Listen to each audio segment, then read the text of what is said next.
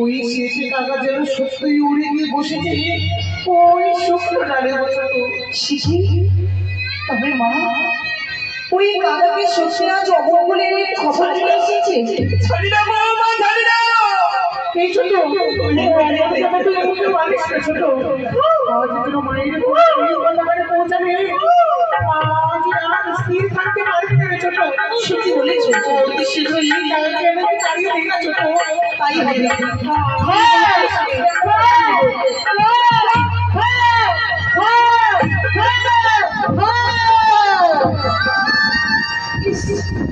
ঘরবাড়ি আবার নোংরা করে দিল মা, আর ভালো লাগে না। এখানে মা বসবে, এই মূর্তি সুন্দর করে পাতাগুলোকে আমরা ঝেড়ে দিই। সত্যই ছোট, ছেড়ে দাও। ওই মেঘ ডালে বসে যেন পাতাগুলো সবাই ঝরে পড়ে থাকে। ভালো করে তুমি পরিষ্কারই করে দাও। আজ তোমরা হস্তে কি ছোট উঠোন ঝাড় দেওয়ার পরে এই উঠোনে তো কোনো কিছু ছিল না, কিন্তু এই শাড়ির টুকরোখানে কোথা থেকে এলো? সত্যই বলেছিস ছোট। আজ এই উঠোন বাজারে আমাদের শাড়ির অঞ্চলে টুকরো পড়ে রয়েছে। এর মাঝে কিছু যেন লেখা রয়েছে। কি বলছিস তুই ছোট? হ্যাঁ, তবে কি আমাদের ওই ছোট্ট বোন বেহুলা আজ ভালো মন্দের খবর পাঠিয়েছে এই পত্রখানিতে বুঝি? জানি না দেবী। কি মা, কি পেয়েছি একটু শাড়ির অঞ্চল পেয়েছি, জানি বিড়বিড় করে কি যেন লেখা রয়েছে মা। শাড়ির অঞ্চল পেয়েছেন? সত্যই মা,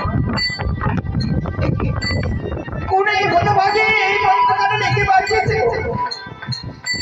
আরে কপালে কাগজে চুকেছি শেষ পর্যন্ত শাড়ির অঞ্চলে ছেড়ে এই পত্রখানি বানিয়েছে। তবে যাবে তো বলবো কি লেখা রয়েছে? দিদি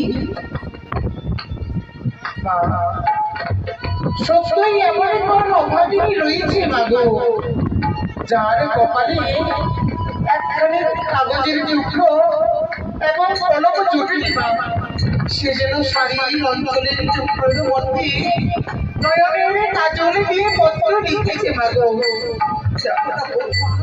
তবে কি লেখা রয়েছে শুনবেন মা, শুনবেন নিশ্চয়। প্রথমে লেখা রয়েছে জয় মা মনসা দেবীর জয়, জয় মা মনসা দেবীর জয়। তারপরে লেখা রয়েছে শোনো শোনো বাপ মায় নিবেদিত তব পাও, আরো নিবেদিত